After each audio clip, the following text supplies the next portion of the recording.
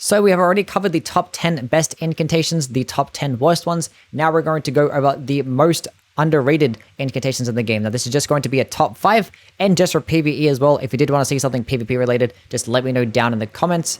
The criteria for this though is just going to be what's underused in the community itself. I did go check out a bunch of different content creators, tier lists and ranking videos and see where they actually put certain types of incantations. And I'm just going to take that into consideration and actually highlight the ones that definitely need more love. On screen right now is going to be my build that I actually use throughout all the gameplay. And as always, please do like and subscribe and follow me on Twitch because I should be live by the time this video is out. And yeah, that out the way, let's get into it. Starting off at number 5, we have Frozen Lightning Spear. Now this one obviously is a Frost Lightning based attack to where it does a cool initial slam attack and gets a follow-up Lightning Storm. Now the total overall damage of this thing is very, very good, especially against larger bosses themselves because that Storm attack does hit over and over again and does decent Frost build up. Now with this spell, it does have one really annoying thing about it in that the follow-up Storm attack doesn't actually connect sometimes if enemies are too close because maybe it just needs like a larger AoE and it doesn't actually come out as fast, so there's plenty of times where it just misses. And combined with the fact that this thing does actually cost 29 FP, it can be pretty daunting to want to use. However, what you do got to keep in mind is that this thing does Frost build up and it's going to be your best Frostbite option in terms of having it with a Faith-based build, because Frostbite is probably one of the best, if not the best status effect in the game, because not only does it actually decrease the enemy's HP by 10%, it also debuffs them by 20% for like the duration of the Frostbite itself, which is honestly really, really amazing. So I definitely recommend using this with your Faith-based build because a lot of enemies can actually be frostbitten in this game, so it's definitely very handy in that regard. Even pairing it alongside weapons like the Dragon Halberd and the Dragon Scale Katana are also very handy because you can spec into 34 Faith, use things like Golden Vow as well to just boost your total overall damage. Definitely very beneficial. I do actually have a whole dedicated build towards this if you do check out my top 5 lightning builds as well. At number 10, we have Darkness. Now, a lot of people in my last video talking about the top 10 worst incantations were actually calling for this thing to be on the list compared to some of the other options I actually had on there. But this thing does have some very decent uses. Now, is it still a bit underpowered? Yes, I actually would change a couple of things about this spell itself, but it is still pretty decent. Now, basically what it does is summon this very cool Dark Cloud to where it lingers around for a few seconds, and when enemies walk into it, they actually get blinded for about 7 seconds. Now, what this means is that is completely de-aggro, and you pretty much become invisible to them. Now, how is this useful? One, if you're actually going to get overwhelmed by a bunch of different enemies, you can just use the incantation. They walk into the cloud, you can just run away, you can actually open up your map and teleport elsewhere, or you can just fully charge your most powerful attack and actually just end up one-shotting them if you wanted to. And being that they actually de-aggro, your next attack will just end up doing just more damage because when enemies aren't aggroed onto you, they just end up taking 15 to 20% more damage. So you can pretty much just see this incantation as something you can just use in the heat of battle, and your next attack is just going to do 15 to 20% more damage, which is something kind of like how Royal Knight Resolve kind of works, I guess, but just slightly different. And for only 18 Faith requirement, you can pretty much use it on a bunch of different types of builds, and only 24 FP as well. It's not too bad. Now, in terms of the things that I do have problems with, it's that sometimes when you actually use it against a large group of enemies, some enemies actually don't even get de-aggroed. I'm not sure if there's a limit to how many you can de-aggro at one point or blind at one point, but I would actually like for that to get fixed, which actually had a larger radius and probably didn't consume as much FP as well. There'll definitely be things I actually would like to change about it, but for the fact that they actually do get de-aggroed and you end up just doing more damage, it definitely is useful, and it should actually be used a lot more than it definitely is right now. Number 3, we have Discus of Light. Now, this spell might actually have the best damage to FP consumption in the entire game. It's just that good. Now, basically, what it is some holy disc that actually you throw out, has very decent range, and actually does return to you as well. Now, basically, it does very decent damage, can go very, very far, can constantly spam it over and over again, ends for only 3 FP. 3 FP, that's barely anything.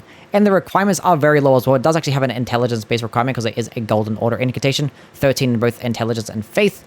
But this thing actually does have very decent uses and actually works very well with certain types of Ashes of War, specifically Carrion Retaliation and Golden Retaliation. Now, on the gameplay right now, it's probably working with Golden Retaliation, which is a Ash War that you get with the Erdtree Great Shield. And I do have a whole dedicated build around this if you want to check out my top 5 holy builds, if you want to see how this bad boy can actually work min-maxed. But basically how it works is that when it actually does return, you actually can parry the projectile itself and actually turn it into whatever type of Asher War that you're actually using itself. But yeah, even without that type of area it actually works with, it's very, very good. It has insane range, decent damage. Yes, it is pure holy damage, so unfortunately against a lot of different bosses in this game, it's not going to be performing that well because a lot of bosses are very holy resistant. But it does have a lot of different uses, and it is very good in that regard. So I definitely recommend using this one a lot because it's probably one of the better projectile-based spells in the entire game.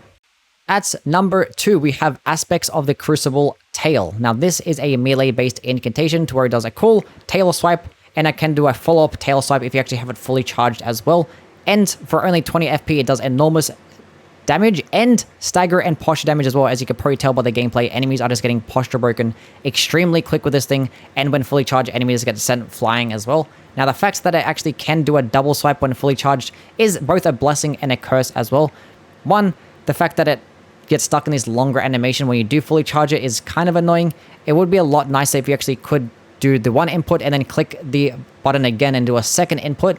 That way you can actually like pick and choose when you actually want to do the follow-up or not. However, the reason why it's good the way it is because it doesn't actually consume any additional FP if you actually have it fully charged. And it actually works with something like the Godfrey's icon to just make it do even more damage. And for only 20 FP, it definitely is worth it. Now, if I were to change it, it would be nice actually to just have it only consume 10 FP per tail swipe. It would be a lot nicer.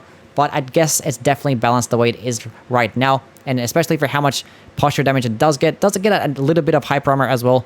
And it actually does get buffed when you're actually using the Crucible set as well. So the total overall damage can actually get very, very high. So it's definitely one of the better melee-based incantations in the game. Definitely my favorite aspects of the Crucible type incantation as well. At number 1, we have Noble Presence. Now, this thing is another melee ranged incantation and probably my favorite Black Flame incantation in the game. Now, basically what it does is that you do this cool belly thrusting attack. That doesn't really get much of a belly thrusting animation because they're not as fat as the Godskin Noble. But it does this cool AoE shockwave attack that does actually do decent stagger damage, decent damage itself, and it does very nice posture damage on top of all of that. And for only 20 FP, you can constantly spam it over and over again. It's very nice, and you get that cool Black Flame damage over time effect as well. And if you actually use the Godskin Noble robes, you actually just do 20% more damage when you actually use this incantation. Now, I don't actually have this on the gameplay, but 20% more damage, obviously free damage, and you get to look cool as well because you get to wear the Godskin Noble robes. Fashion and damage, what else more do you want with this bad boy incantation? You can also fully charge it as well to make it just send enemies flying, and obviously when enemies get set flying, you can actually prepare and actually charge up your next attack and just keep constantly spamming it over and over again. It is very similar to something like the Wrath of the Gods incantation. However, this one just consumes half the amount of FP and probably does just as much damage. And it's fire damage as well, not holy damage, which is obviously going to be very good against most bosses in this game as well. And for only 20 FP and 26 faith requirement, definitely a top tier option. You should definitely be using this bad boy right here. Anyway, that pretty much concludes it for this one. As always, please do let me know down below what type of top 5s or top 10s you'd like to see next. Probably end up covering the sorceries next. Already done like the top 10 best sorceries. Might do the worst ones and the underrated ones. We will see. But as always, please do like, subscribe, and do follow me on Twitch as well, because I should be live by the time this video is out. Might be doing a tier list. Who knows? Anyway, see you in the next one, guys. Bye.